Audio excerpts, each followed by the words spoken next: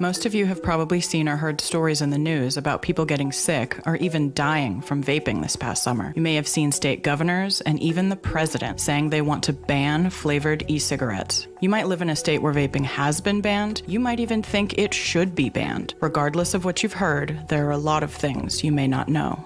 Every single state in the United States makes money when people smoke cigarettes. This happens through a combination of tobacco taxes and payments each state gets from big tobacco companies under an agreement called the MSA, or Master Settlement Agreement. In 1998, the largest tobacco companies were sued by state attorneys general across this country because cigarettes were and still are killing their residents. In order to settle most of these lawsuits all at once, the tobacco companies agreed to, among other things, pay the states a percentage of their profits every year, forever, to compensate for the early death and disease that cigarettes cause. This means that the more money the tobacco companies make, the more money the states get. This money was intended to be used for anti-smoking campaigns and prevention programs, but it isn't. California, for example, spent just 9% of their 2019 money on tobacco prevention programs. States spend the majority of this money on things like shipping docks, golf courses, jails, and even tobacco farmers, none of which reduce smoking deaths.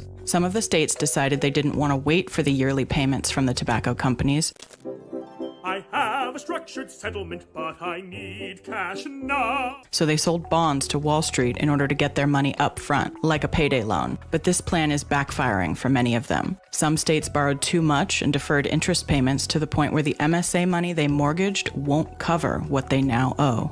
Declining cigarette sales are compounding the problem, even for the states that didn't overborrow. Since 1998, cigarette sales have declined by almost 50%, an unprecedented drop. As a result, states that sold bonds aren't getting the amount of MSA money they planned for, and they risk defaulting. States that got caught up in this include California, Michigan, New Jersey, New York, Ohio, Iowa, Alaska, Rhode Island, and West Virginia. Accordingly, smoking rates in the United States are the lowest they have ever been among adults and youth, according to the results from the 2018 National Survey on Drug Use and Health. This report notes that cigarette use generally declined between 2002 and 2018 across all age groups. Some of this decline may reflect the use of electronic vaporizing devices. The declines accelerate dramatically around the time that electronic cigarettes entered the market. Similar trends are reflected in other surveys. Since 2014, financial analysts have been saying that e-cigarettes pose a rising but underappreciated risk to tobacco cigarette sales and the tobacco bonds tied to the MSA payments. If electronic cigarettes are contributing to more people quitting smoking, thereby causing states to lose money and potentially default on tobacco bonds, that would make state and federal legislators easy targets to be convinced that vaping should be banned. Enter the public health advocacy groups who are whispering in their ears. Household names like the Campaign for Tobacco-Free Kids, Truth Initiative, American Cancer Society, American Lung Association, and others are viewed as trustworthy promoters of evidence-based policy, but they rely on funding from the government, private foundations, tobacco taxes, and the MSA. These health advocacy groups appear to be at the center of a complicated web of money and influence.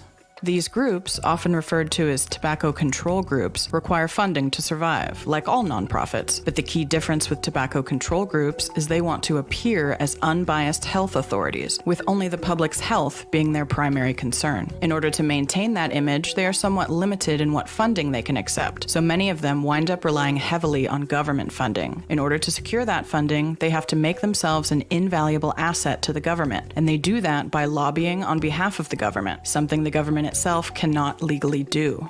The government ends up endorsing and funding these tobacco control groups, and in turn, they work together to legally execute their shared political agendas. On the Campaign for Tobacco-Free Kids website, it reads, "The Campaign for Tobacco-Free Kids works to ensure that the CDC's life-saving tobacco control programs are fully funded by Congress."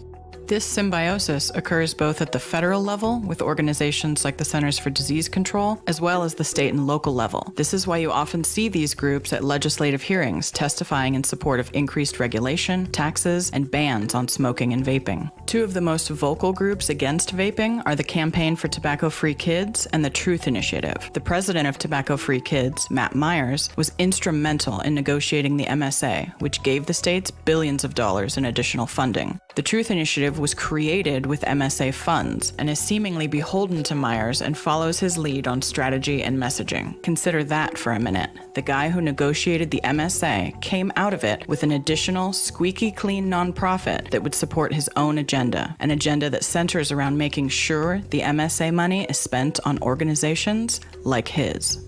Tobacco Free Kids states it does not accept government funding. However, the nonprofit was created by and runs on grants from a private foundation called the Robert Wood Johnson Foundation. This foundation is run by individuals from the CDC and FDA, works closely with and funds projects for the CDC Foundation, as well as the Department of Health and Human Services. So while it's technically true that Tobacco Free Kids does not accept government funding, the source of their funding is very cozy with the government. The Robert Wood Johnson Foundation also supplies funding to the American Cancer Society and American Heart Association, who also fund Tobacco-Free Kids, as well as the American Lung Association. These organizations team up together on projects that have included pressuring and suing the FDA for delaying e-cigarette regulatory deadlines and vilifying the vaping industry publicly. The weight of all of them together is often too persuasive for media outlets and legislators to bother questioning. Now that we understand the ties that bind all these organizations together, let's examine their reasons for trying to unravel the vaping industry. Tobacco control groups promote prevention through abstinence-only education. But since quit or die isn't a very catchy or compassionate-sounding message, these groups rely on other arguments instead. Dangers to children and unknown long-term health effects are historically the most common arguments. I'll need entirely separate videos to address those. However, their most recent tactic has been conflating lung injuries and deaths linked to black market cannabis products with commercially available nicotine vaping products, resulting in panic and irrational statewide bans on all vapor products. There is a genuine concern, even at the FDA, that such sudden removal of vapor products from the market will result in many vapors going back to smoking.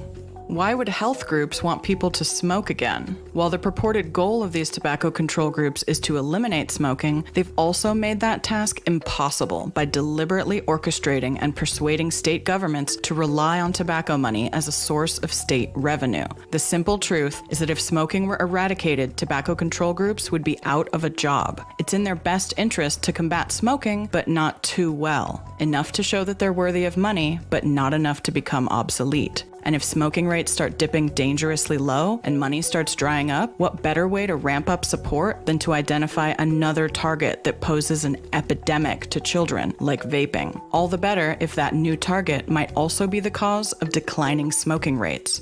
Because politicians are acutely aware of the revenue they're losing from declining cigarette sales, they are more likely to trust tobacco control groups at their word and enact bans and restrictions on vapor products. Legislators seem to incorrectly believe that people who smoke already have enough cessation options, and they should be able to quit if they just try hard enough. Countries like England, who take an approach centered around empathy and harm reduction, choose a different path, promoting and encouraging their citizens to use vapor products. In the US, powerful people believe that people who smoke, who don't quit, are doomed to die, and it's okay for the government to make money off them before they go. After all, it was their choice, right?